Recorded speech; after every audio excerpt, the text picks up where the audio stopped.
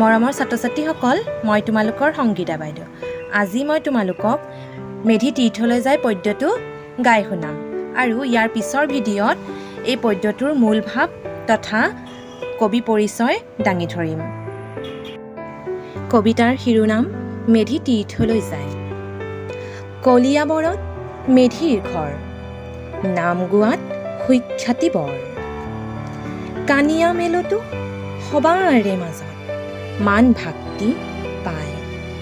পুণ্য কৰিবৰ মনেৰে আজি মেধি তীৰ্থলৈ যায়। লেখি বুজি মোনাত ভৰি, ললে টকা আহৈ কৰি। ললে ভৰাই কানিৰ টেমাটো, ওলাল মঙল চাই। গোটেই গাঁৱতে উঠিল ঢৌ, মেধি তীৰ্থলৈ যায়। দেখিলে মেধিয়ে জাহাজ পায়, টিকট ঘৰত উঠিছে হাই। নোচোৱাকৈ টিকট কিনাৰ উপায় দেখোন নাই। ধুতিগাৰে মেধি এতিয়া কেনেকৈ তীৰ্থলৈ যায়। কৰিলে প্ৰশ্ন যাবি কলৈ, মেধিয়ে বোলে তীৰ্থজলৈ। শুনি বাবুয়ে দিলে ধমক, তেনে টিকট নাই।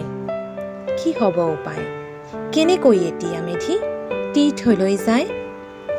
জাহাজত মেধিয়ে ললে উঠি, মেলিলে জাহাজ ঘোঁৰাৰ চুটি। পাৰৰ গছবোৰো উভতি লৰিলে, এনে অদ্ভুত নাই।